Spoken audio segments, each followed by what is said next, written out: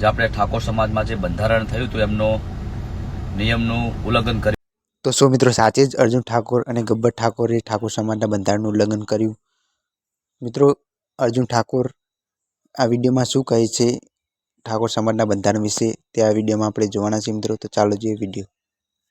નમસ્કાર બધાને, જય બાબારી, જય રામા ધણી, જય સદારામ બાપા.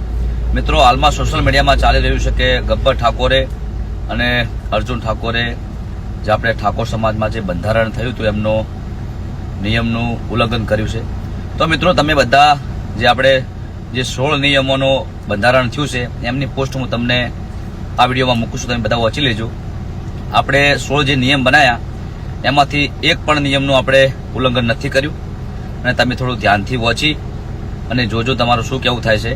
અને જે અમારા વિરોધીઓ છે એ તો વિડીયો બનાવે જ છે કે અમને ઉલ્લંઘન કર્યું છે, પણ તમે બધા આ પોસ્ટ વાંચો અને જે આપણે 16 મુદ્દા છે અમે એક પણ મુદ્દાનું ઉલ્લંઘન નથી કર્યું. બધાને જય માતાજી.